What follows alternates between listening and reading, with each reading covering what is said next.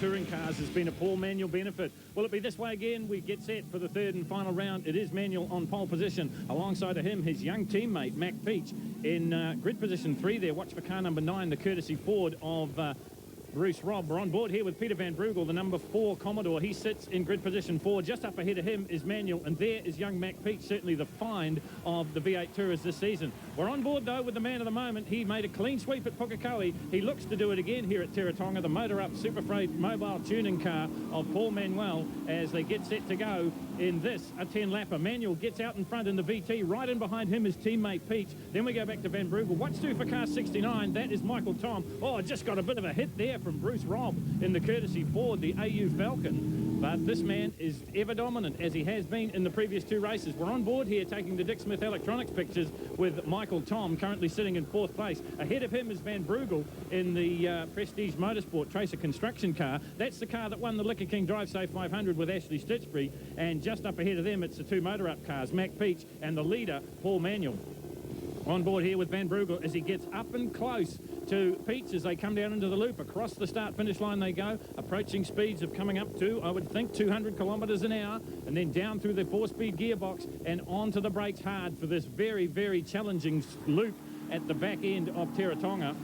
This is the battle for 4th and 5th at the moment. The Commodore of Michael Tom. Right in behind him, the courtesy Ford Icon Sports Bar Falcon of Bruce Robb. And you see Andrew Anderson coming into the picture as well. Another one of these brilliantly prepared VT Commodores. This is the Cummins Valvoline Pertec car, 34, Andrew Anderson. And he looks set to join this battle as well. This is a battle for 4th, 5th and 6th. At the front, it is Paul Manuel. In 2nd place, it is Mac Peach. In 3rd, Peter Van Brugel. But this is where we concentrate at the moment as they work their way through the S's once again. Look at the heat coming on to Michael Tom here, courtesy of the courtesy Ford of Bruce Robb. Oh, just about a touch as they went through that sweeping turn and down onto the back straight once again. Look at the Falcon. Will it have the legs on the Commodore? At the moment, it is the meat in the Commodore sandwich. Tom's got away from him, though.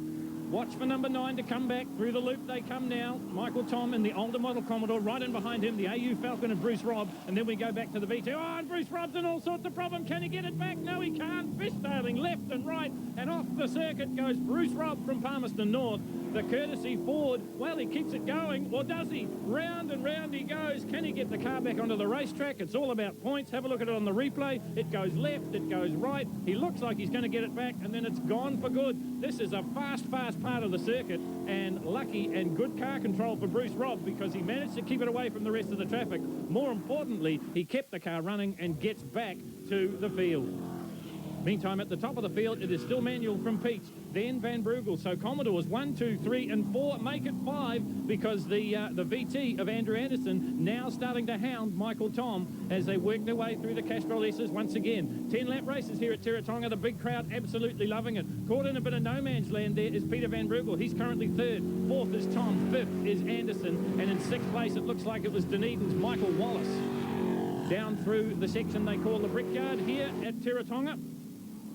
4, Van Brugel goes through. Here comes the pressure now from Michael Tom. Back down into first gear in many cases here to get through onto the big long front straight at Teretonga. Now we'll get a graphic example. Is the VT faster than the older model VK or VL Commodore?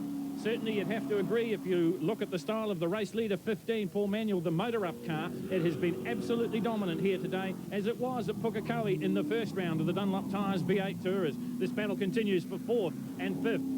Anderson changes tack, goes up the inside. Tom sees it coming, he just shuts the door. So no love lost between the 2 Aucklanders through the Castrol S as they work their way through again. Oh, a little bit sideways that time for Anderson. That's going to cost him. Michael Tom will have one eye on the rear vision mirror and one eye on the racetrack. And Anderson right there up under the boot lid spoiler as they head down onto the back straight once again. The VT pulls out. In fact, it's through into the Brickyard section now. The VT pulls out on the outside, tries to go around. They're side by side as they start the drag race.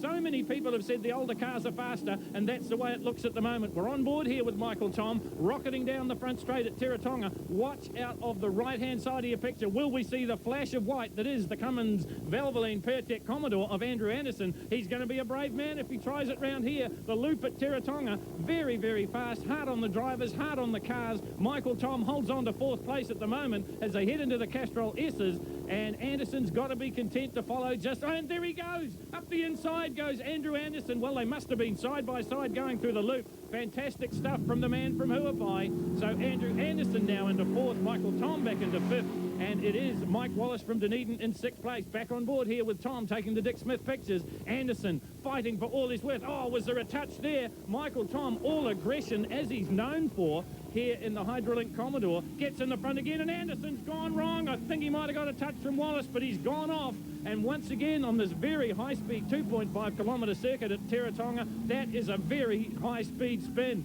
Well, was there a touch there from Wallace? The end result's the same. Anderson goes off. Race leader is still car number 15, Paul Manuel, right in behind him in flying formation, the second of the motor-up cars. Mac Peach, what a find out of karting, and also a very fine rugby player in his own right. In third, it's Van Brugel. Fourth now is Michael Tom. Then it is Wallace in the stark white Commodore, and behind him it looks like it might be Dale Lambert in the Auto Clinic car. Bit of a lock-up from Tom, so he's starting to feel the pressure now. We're back on board here with the race leader, though, as he heads to what I'm sure will be the checkered flag, and another clean sweep for the motor-up team. Paul Manuel doing the job here and taking a big points lead into the championship. Is he happy? He sure is. He punches the air and takes out win number 3 at Teretonga. So Manuel makes it a clean sweep. Peach is second, Van Brugel third, and the man that saw all the action is Auckland's Michael Tom.